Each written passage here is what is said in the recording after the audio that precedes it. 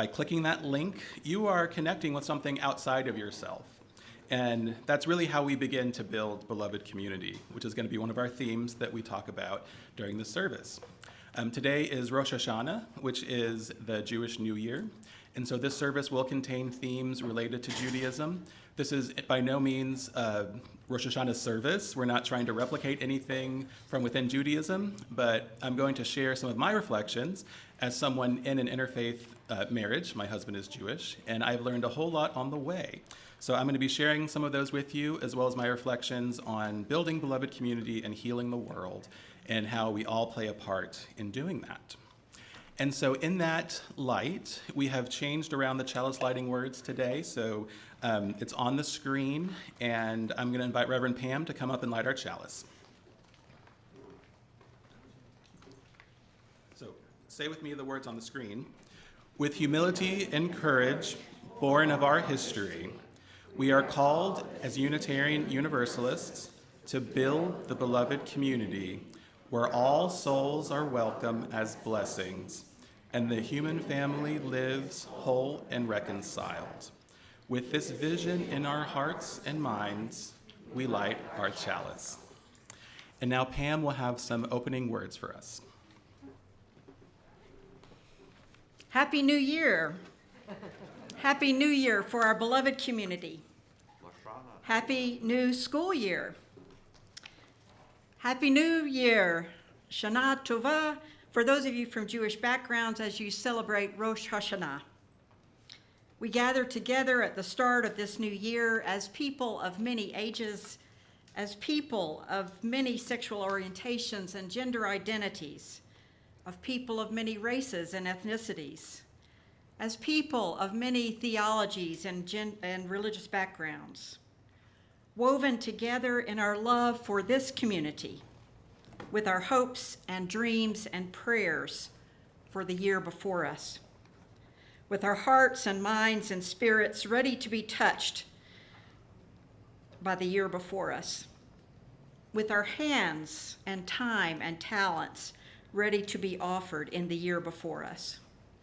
We gather together at the start of this new year with gratitude and love for those who have come before us, for those who stand here with us. May it be a good year. May it be a sweet year. Come, let us worship together. Our opening song is number 1051. You'll find it in your teal hymnal. And while we will have the words on the screen, while we have the words on the screen, there are some quick changes. So for that reason, you may want to have your hymnal with you. A little musical note, a musical education. If you are looking at the hymnal, there are several repeats. You will know something repeats because there will be 2 dots at the end of the bar. And you'll also usually see like first ending, second ending. So that'll give you some clues, but we have several people to help guide us through that as well. Please rise in body or spirit.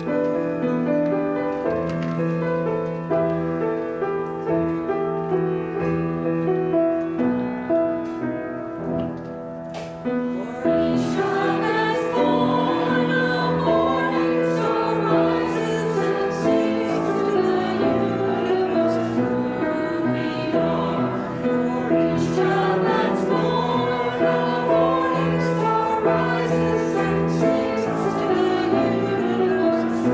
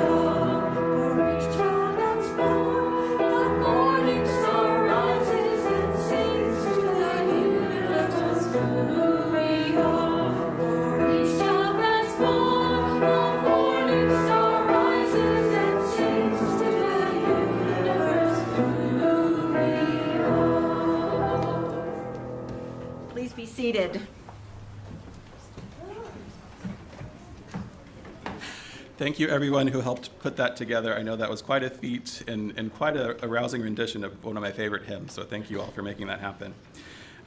It is now time for the story for all ages. And so anybody who wants to come and gather, we will have our little circle.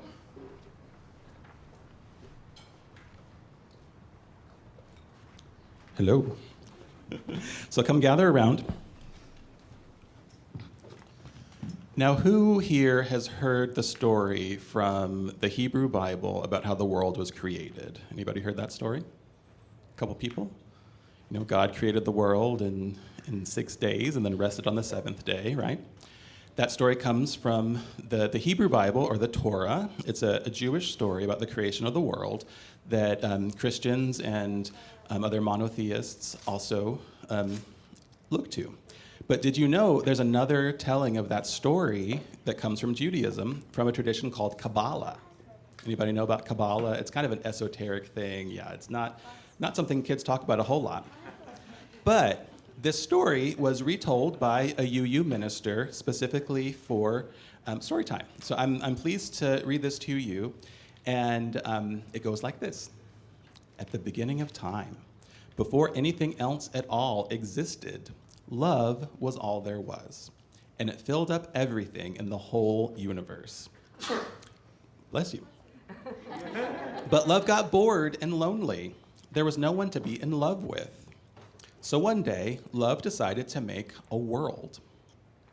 So love first took a deep breath. Can we all take a deep breath together? Can you go further? How deep can you go? Oh, let's see, a little deeper. So when love, you cough sometimes.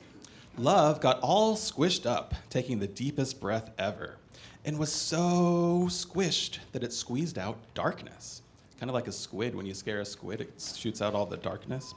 Darkness was all around, thick and shiny and black.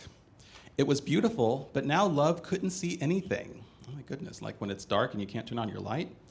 So love waved its arms around and legs around, but the darkness was everywhere. I have to do something about this, said love. So it thought for a minute and tried to think of the most wonderful, beautiful, warm thoughts ever.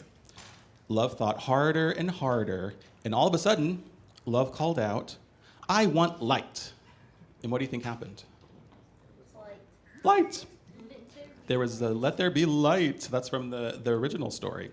There was a big pop, or maybe a big bang. Have you heard of the Big Bang? When the universe was created? So all of a sudden, all the warm and wonderful and beautiful thoughts exploded outwards in 10 different directions and shaped themselves into 10 big glowing glass balls. So can you imagine all of the love in the universe being collected into these giant glowing glass balls? Each ball was filled with a spinning lump of pure light and warmth. Some of the spare good thoughts that couldn't quite fit in the glass became dust and water vapor and seeds and molecules that could form animals. And love said, this is amazing. I better make something for the light to shine on. So again, love waved its arms and kicked its legs, and all the dust and water vapor and molecules that had been scattered all across when the glass balls were formed began to form into another huge ball, this one of dirt and water and plants and animals. What do you think that big ball was called? Earth, yeah. So love created Earth out of all the molecules and all the dust and all of the water vapor. And the other balls of light started to go towards the Earth. Let's see. The 10 balls of light started toward the Earth. And if they had made it here in one piece, the entire planet would have been exactly the way that love wanted it. But the glass balls were too fragile to contain such strong and powerful good thoughts. They broke open and shattered. And all the good thoughts shattered and flew out like sparks and were scattered like sand, like seeds, and like stars. And those sparks fell everywhere on Earth in tiny bits instead of in big clumps like love intended. Oh no, said love, I'm too big. I'll never be able to find all those tiny sparks.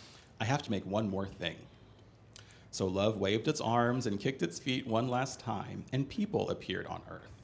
They didn't know it, but they were created with one job: to find these sparks, these tiny pieces of wonderful goodness, and to bring them together again in big clumps. When enough clumps are there, I will recreate the big glass containers to hold them. And this time, I will set them down a little more carefully, Love said. So each and every one of us, from the time we're born, we have one job. And that job is to help find love in more good, warm, and wonderful things. And if we do that, we are fixing the world. So what can you all do to fix the world? What kind of sparks do you think are out there for you to find? Do you have one? Don't litter. Don't litter, that's a really good one. What else could we do to help heal the world? Yeah. Eating plant-based food. Oh, wow, yeah, be a vegetarian or a vegan. Yeah, David. Do what? I would just agree. Oh, you're agreeing. Autumn, do you have another one? Don't smoke cigarettes. Don't smoke cigarettes. That's good for your health and for the health of the planet. That's a really good one. Well, when you all go, do you have another one? Use electric cars instead of the normal ones. Yeah. The normal ones pollute. Yeah, we're going to stop polluting. And yeah, Electric cars pollute the earth a little bit. well, that's true, but go ahead. Try to stop global. Yeah, all of these things are going to help us stop global warming. So I think these are wonderful ideas. So even if it's a very small thing, even just waking up and coming to church this morning, I think that we all did something to help repair the world. And I'm going to talk about that a lot more in my sermon, but for now, we're going to sing the kids to RE, and the words are on the screen.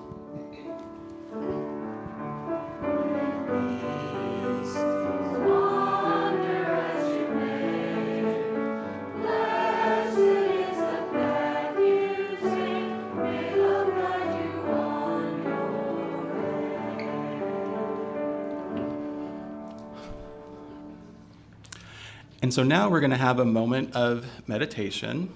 And as you sink into the silence for one full minute, just see if you can feel that connection to the person next to you, or feel like you're a part of something larger than yourself.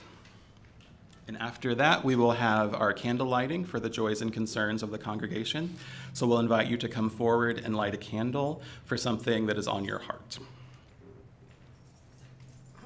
So I'm going to ring the chime, and then after 1 minute, I'll ring it again.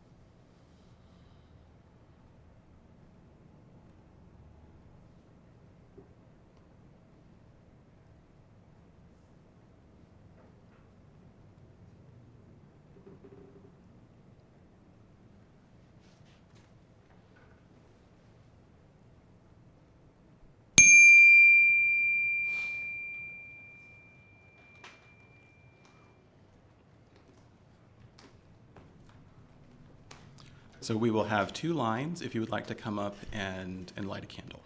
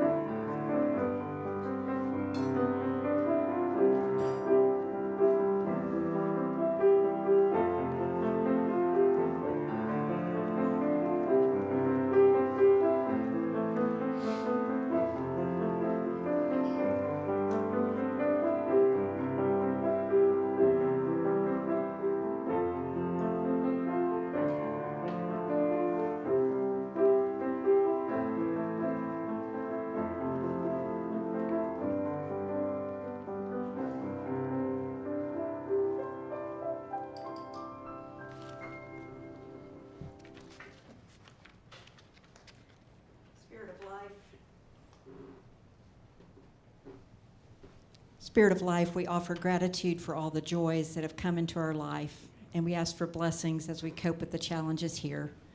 Imbue us with the courage and faithfulness to do acts of good to gather these sparks of the world. May it be so. Thank you, Pam, for that wonderful benediction. And as we were ending the candle lighting, we lit a couple more candles just for any thoughts and concerns, joys, and whatnot that were not expressed or that people out there in YouTube land may have when they watch this later. Now, you've already known, you know my name. My name is Andy Foskey. I'll remind you again. And I'm going to do the sermon today. And it's a little bittersweet. This is going to be my last sermon for you all. I'm sure some of you know that I'm moving at the end of the month to North Carolina. So this is, in a way, kind of a goodbye to everyone. And I'm going to miss this place so much. It's meant a lot to me. Initially, the service was going to be more about creating a vision statement for the church.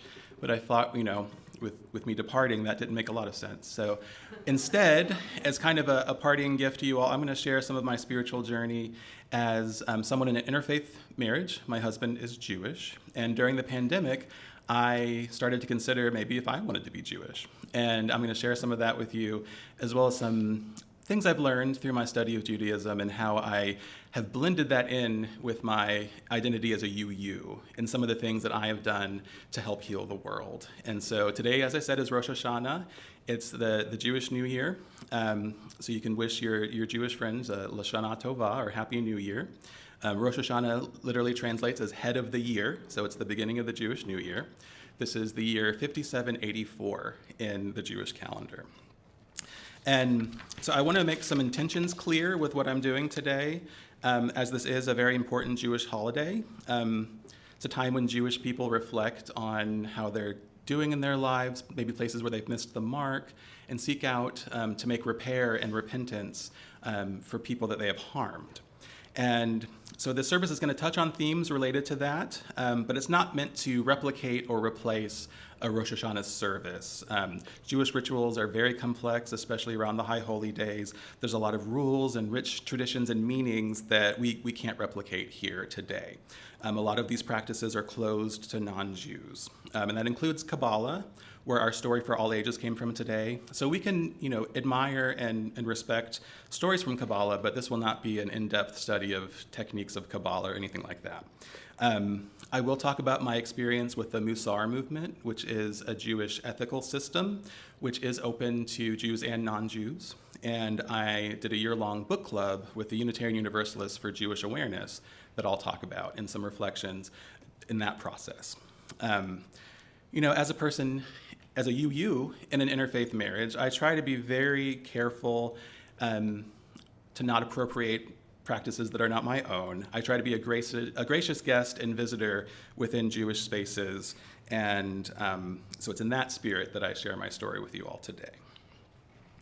And I will say, even though I almost converted to Judaism during the pandemic, my relationship to Judaism started way before then.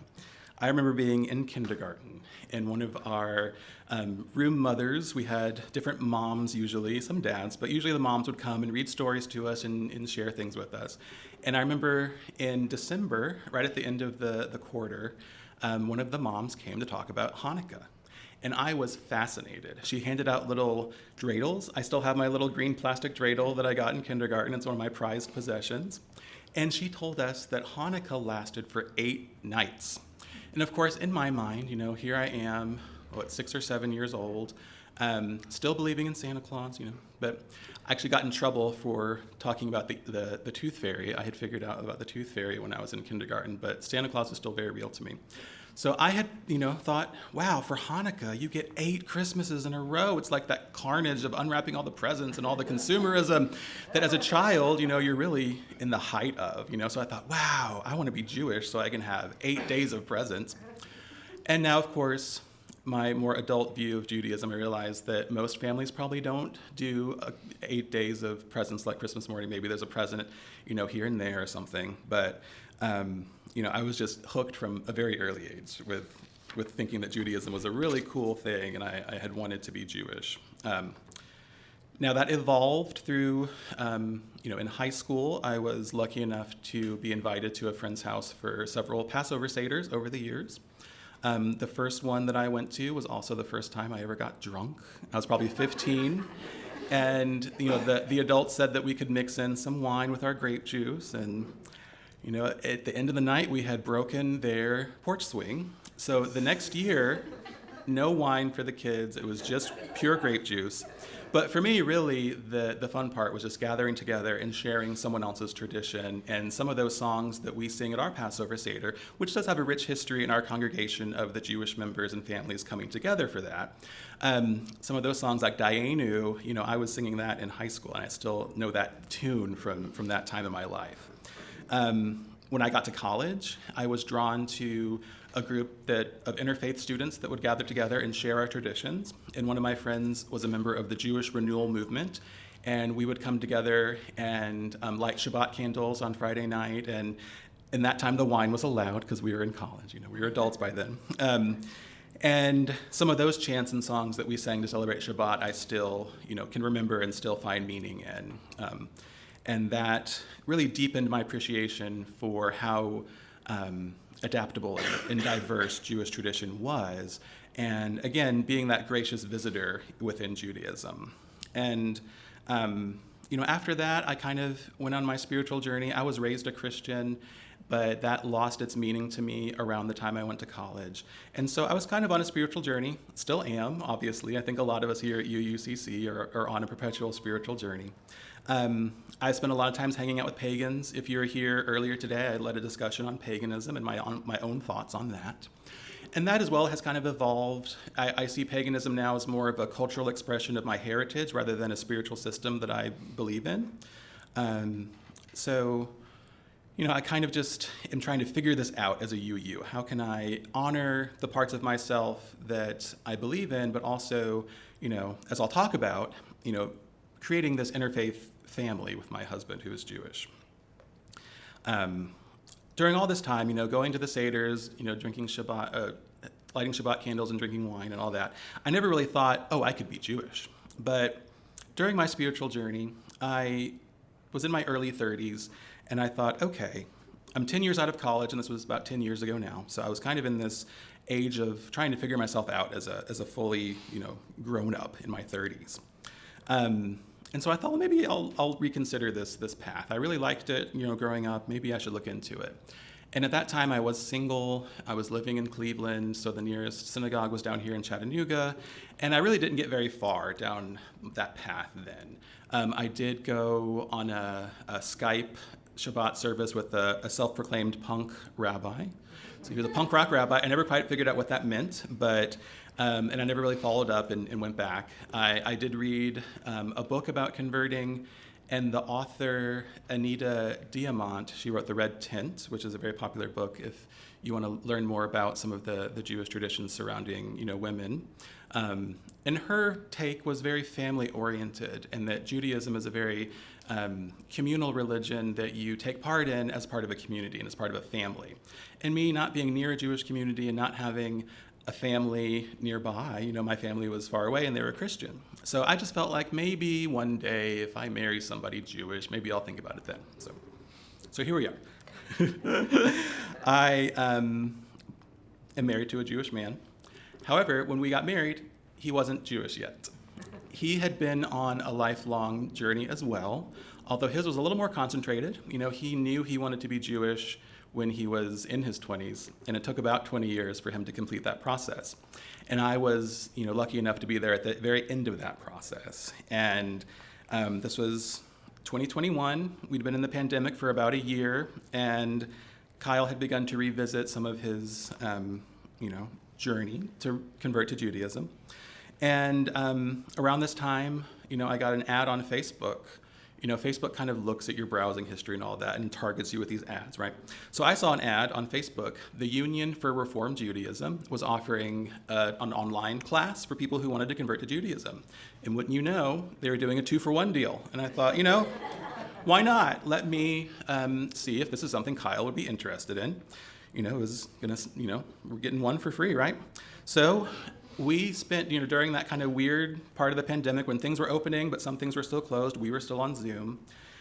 We embarked on this 6-month journey into Judaism online with people from all across the country who were either trying to reconnect with their Judaism or convert to Judaism.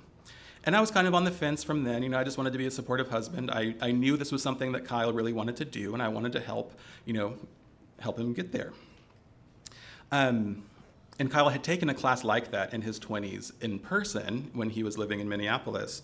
But it had been 20 years, and so he kind of felt like he needed a refresher. And it turned out it really was a great way to build community, especially at a time when we weren't really going out and seeing people. We really wanted to build community, and this Zoom class with people from all across the country really, really helped. And I didn't convert. Spoiler alert, I'm still not Jewish. I'm still a UU. But I was introduced to such a beautiful and moving tradition, this living tradition of Judaism. And being able to watch my husband go through this sort of the very end of his conversion, a journey of over 20 years, it was just fantastic to be able to be witness to that. I was able to be with him in the mikveh, which is a ritual pool which you immerse in. It's fed by rainwater, so they call that living waters.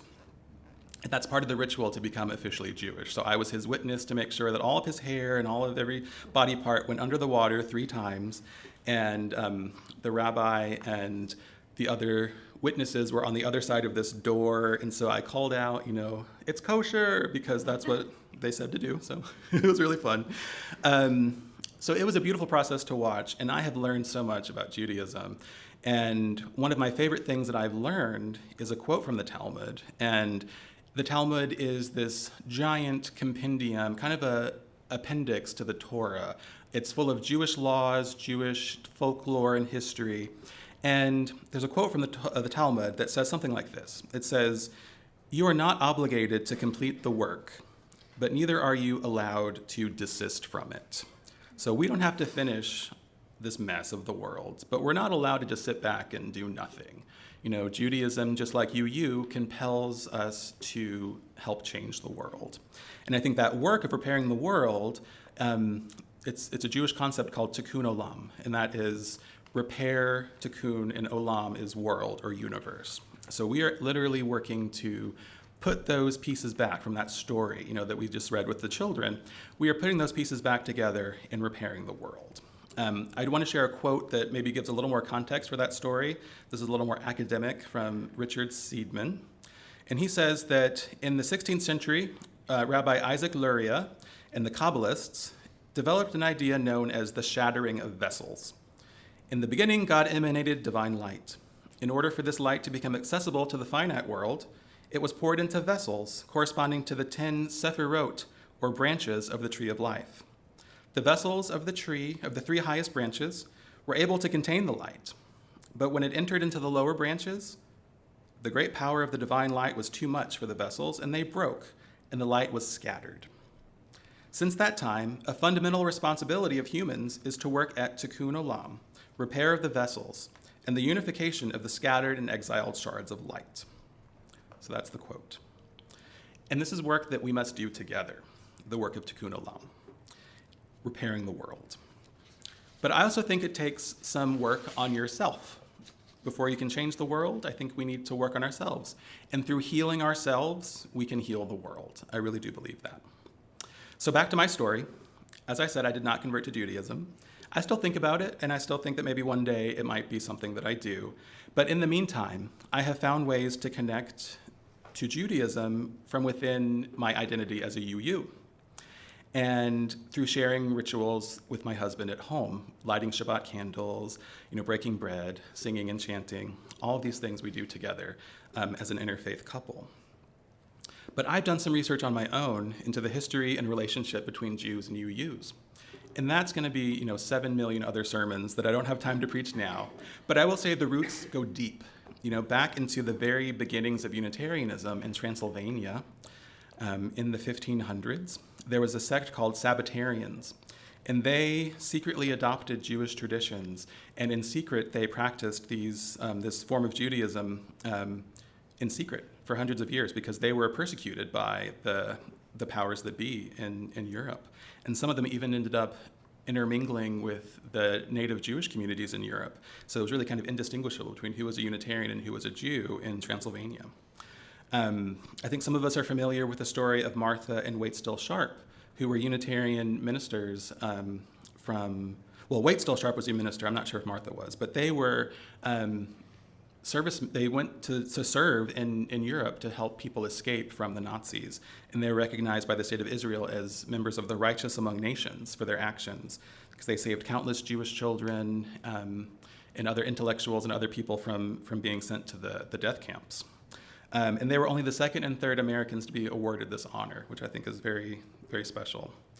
And in my research, I even came across this idea that liberal Jews and Unitarians should come together and form one union, much like they later would with the Universalists. And of course, that was always just a hypothesis, but there is a long tradition of Jews and UUs working together. And during the Civil Rights Movement, we hear more stories about that as well. And even today, there is a group called the Unitarian Universalists for Jewish Awareness, and they do online Shabbat services. There's one coming up next Friday. If you search UUs for Jewish Awareness on Facebook, you can find links to that. And it is through them that I entered into this year-long book club for Musar, which is a Jewish ethical system where you look at different soul traits they've identified in this system, things like patience, compassion, and awe and order, all of these different attributes that were traditionally assigned to God, each one of us has in some measure or other. And the traditional view of it is that only God has them all balanced. The rest of us, maybe some of us don't have a lot of compassion. Maybe we have more awe or more order. These are all different things we investigate in ourselves. And so you identify where you are on that spectrum. There's a lot of soul searching in Musar. Do I have too much patience or too little? Am I too quiet or do I never stop talking? You know, these are questions to ask yourself on the path of Musar. It's a daily practice. You wake up in the morning and do a little meditating on the soul trait. Maybe there's a mantra. For compassion, my mantra was, the world is built on loving kindness. And at each point of the day, you know, when I have an opportunity to practice compassion, which path will I take? Will I veer towards the path of compassion, or will I have a choice to make? And so we're constantly thinking about our relationship with that soul trait. For a chunk of maybe a week or a month, you move on to the next one after that. And so I believe this is how we create beloved community. Search our souls, see where we have work to do, and then seek to repair ourselves. And in doing so, we can help repair the world. And actually was reading to prepare for my sermon. I thought, I'll look at UU World magazine. You know, I still get the subscription. And wouldn't you know, in UU World, there was a little blurb about Tikkun Olam. And there's a coalition in Florida of different denominations of Jews, from Reform, Conservative, and Reconstruction Jews, who are pursuing their own vision of Tikkun Olam by focusing on the Florida Keys National Marine Sanctuary. And they are hoping to add an ethical and religious element to that effort to save the Everglades and the Florida Reef, which is the largest barrier reef in the U.S., the only barrier reef in the U.S. So each have a part to play in healing the world. And I think doing that soul searching like in Musar can prep us for going out there and helping the world. Something I did right after that class ended, I got an email from my friend Charlotte to see if anybody could come volunteer at a Holocaust exhibit at the public library in downtown Chattanooga. And I know several people, I think Deity volunteered, and others of you I'm sure did too.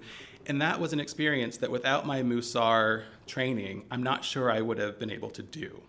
I got to practice patience, compassion, awe, order. These are all things that I struggled with in Musar.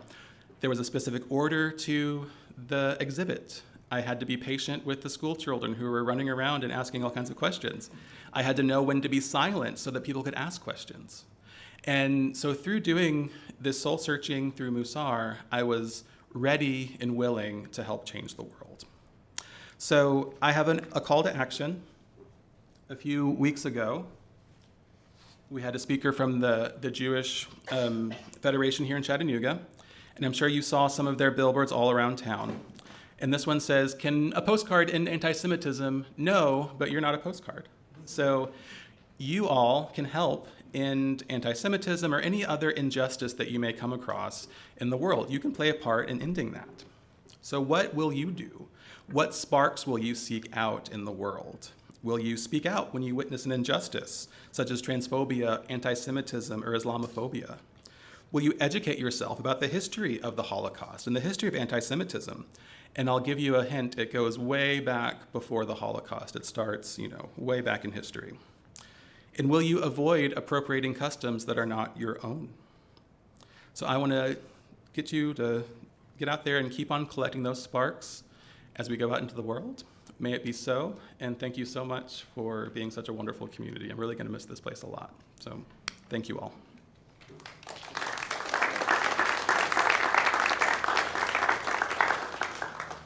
So now I believe we have a social justice moment from Roseanne, and after that we will do our offertory. We have a visitor from the Heart Gallery who's going to come up and speak.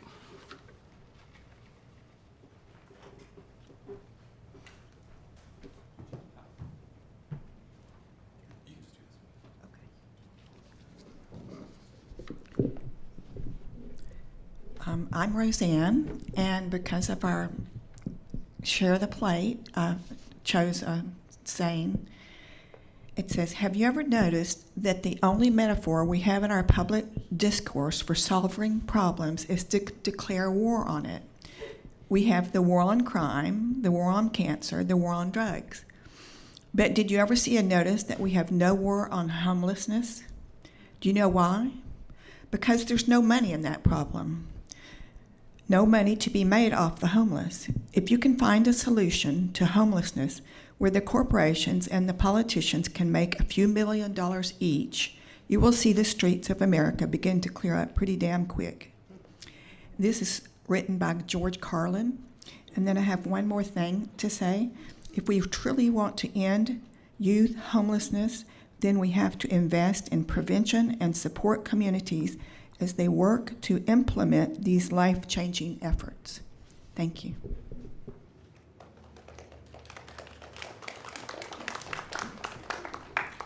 Now I would like to invite our new friend Courtney to come talk about her organization, the Heart Gallery.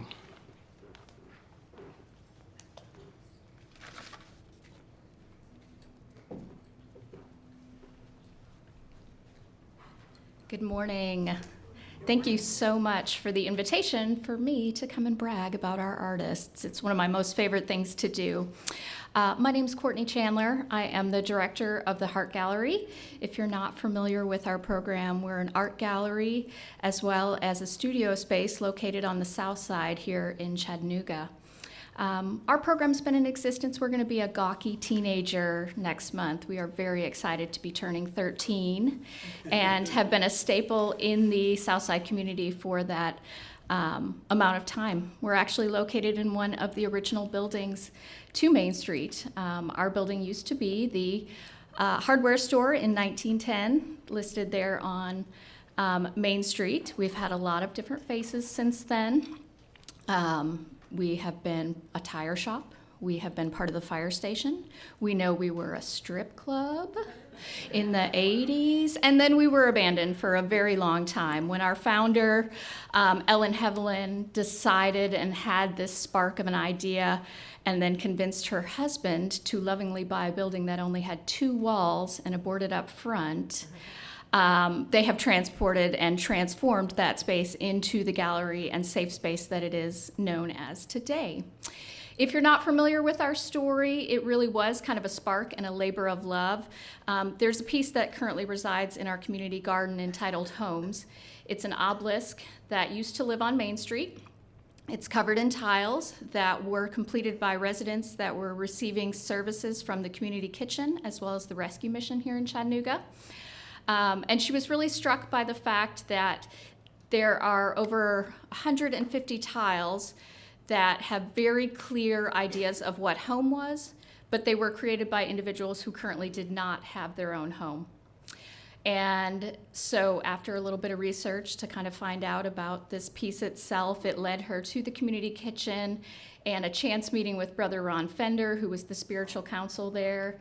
And she thought it was just going to end with, oh, you guys have some art classes or you have art supplies available. I'll donate some, and that'll be it. Spoiler alert, it wasn't it. Ellen found herself kind of engaged in those things. She herself will tell you she is not an artist, but art saved her life when she was young. And so she found herself coming back. She was in a second chapter. All of her children had flown the nest, and she wasn't sure what her next role was going to be. It wasn't necessarily mom 24/7 anymore. She and Brother Ron Fender developed a very nice relationship, and there were supplies that were donated to the community kitchen. But then suddenly there was the discovery that there was talent in this space that wasn't being seen elsewhere in the community. Suddenly there were classes that were being held. Next thing you know, there was artwork that, found its way to be framed, and it was being hung in various places. And at that point is when she decided, you know what, this is work, and these are individuals who have the talent and deserve to be seen here in our creative community. If you've lived here in Chattanooga long enough, you know that we are a community of creators. Our arts environment is very vibrant. It's also very welcoming. And so we are thrilled to be a part of that. Right now, currently, 13 years later, we, a small staff, myself and my 2 art therapists who are on staff, serve a artist collective of almost 90 artists here in the community. Our artists are comprised of those who are homeless here in the community. Our artists have disabilities, whether it's intellectual or physical. Our artists are in recovery. They are low-income seniors. They are veterans. They are individuals who have experienced either are here as a political refugee or are seeking healing through domestic violence situations. Anything that finds someone on the fringe of our community, they can come into our space. It's a safe space, and we use art as a healing tool. Throughout the week, our space is open to anyone who would like to sit at our community table and try out art. The gallery was founded on the principles that art should be accessible to everyone. You shouldn't necessarily have to have fine arts training or have gone to fine arts school, have a fine arts degree to call yourself an artist. Although we do have many of our artists who have just that. They have the credentials behind them, but maybe life took a 180. We also have artists in our program that have shown up because of word of mouth. We were in the right space at the right time, providing either a class or a pop-up opportunity for creative expression, and have since joined the collective. And then other times it's just through word of mouth. Individuals find us. So there's the accessibility to art supplies. There was also the idea that accessibility to art should be accessible to anyone regardless of how deep your pockets are. Original art should be able to be celebrated and shared throughout. So the gallery's founding was the opportunity to sell this artwork at a reasonable price, and individuals would get original pieces that could be hung in homes or given as gifts. Throughout the week, as I mentioned, we have what we call open studio. Anyone is welcome to join our table. They have access to high quality materials. They also have access to a hot meal. We know that's incredibly important as food scarcity continues to be a problem, not only in the community that we serve, but the community at large. So we make sure that folks leave us after having a meal, as well as connecting to resources here in the community, whether it's a transportation or a legal issue. It might be something as simple as I need assistance getting a car note paid, or I need my child care paid so that my child can continue to go to school. So all of that happens in a very tiny little space on the south side, and we're thrilled by that aspect of things. I feel really fortunate. My background is in exceptional ed as well as an art teacher, art education teacher, and then my 2 staff, as I mentioned, are both art therapists. So between the 3 of us, we feel like we're doing our little spark here in the world and making sure that there still is good out there. We would love to welcome you into our space. You are welcome to visit us at any time. During our open studio hours, the space is also available for retail. So we have the community coming in and browsing through our pieces, as well as offer our space up as a rental for various aspects of things. But really, we can't do what we do without generous individuals in our community like yourselves who donate their time and talents as well. So I would invite you to come and see our space if you haven't been down there. If you are looking for a volunteer opportunity, we always are welcoming in that aspect. You don't have to be an artist to be able to volunteer with our space. We love having anyone and everyone come through and spend time with us. And I think that's it. I could talk all day, but I know we have other things to be joyful for today. So I'm happy to answer any questions after the service. I'll be down there today at 1 o'clock if anyone wants to stop by. So thank you so much for your time. We really appreciate you. Thank you. Thank you so much. And the offering today will go to the Heart Gallery. So, thank you.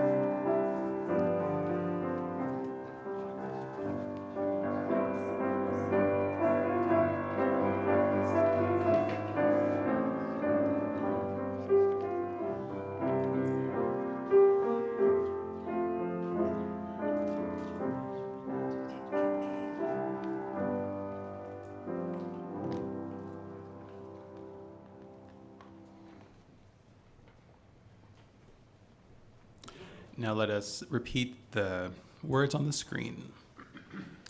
We give these gifts freely, committed to our mission to care, create beloved community, awaken hearts and minds, resist injustice and act with compassion, embrace life and care for the earth. To this work, we dedicate our offerings. And now we have our closing hymn, a little bit easier than the one this morning. 323, Break Not the Circle.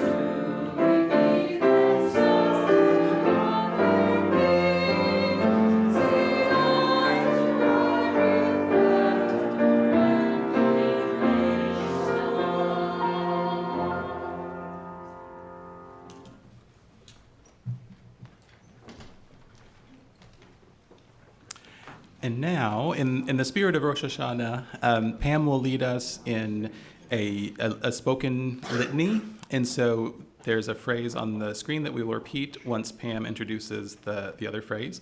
And this was written, I forget his name, but he was a Unitarian Universalist minister in St. Paul, Minnesota, who came up with this litany.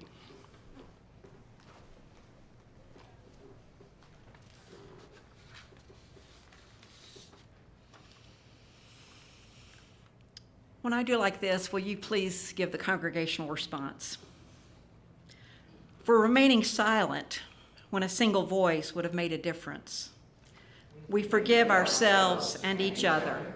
We begin again in love. For each time that our fears have made us rigid and inaccessible, we forgive ourselves and each other.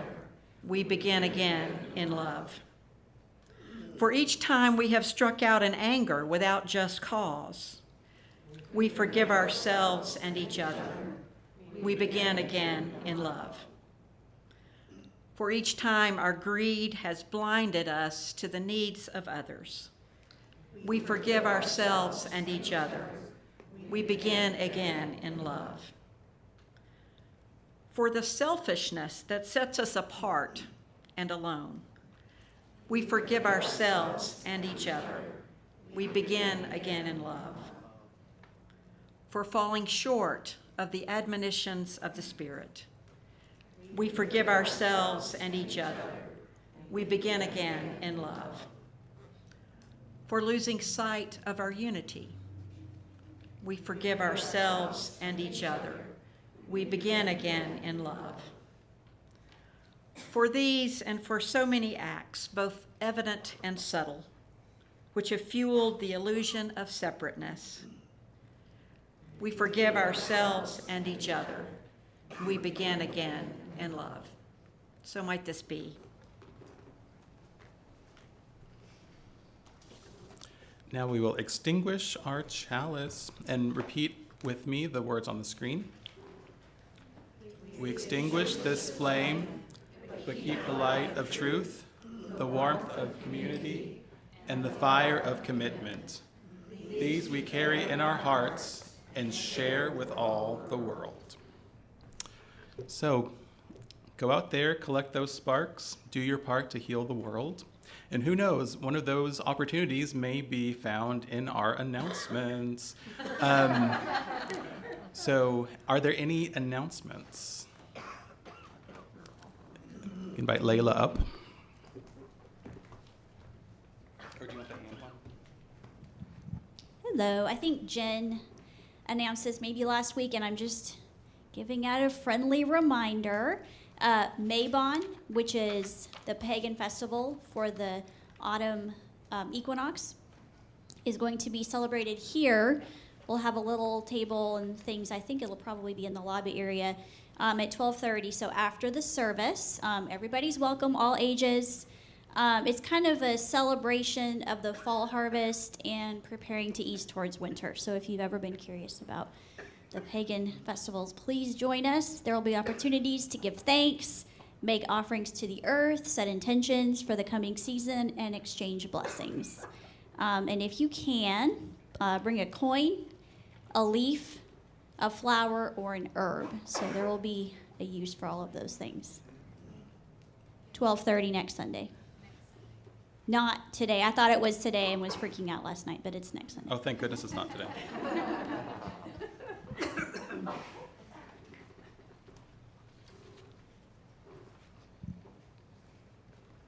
Good morning. I want to remind everybody that next Sunday is the fourth Sunday, and it's the Sunday that we collect food for the Chattanooga Area Food Bank. It turns out that September is Hunger Action Month, and we'd like to fill those bins in the back and then some. We will take all the food that's donated to the Chattanooga Area Food Bank on Monday. And thank you so much for your continued support for this great cause. Definitely more scarks to gather. Yes. I think we got another one from Judith. So I just found out about this, and I'm thinking that maybe you haven't heard about it too. But this afternoon at 1 o'clock, there's going to be a March for the Environment that's sponsored by the Sierra Club and the Sunrise Chattanooga. So it's at 1 o'clock, and it's at the Walnut Street Bridge. I'm going to try to go, so I hope some of you will join us.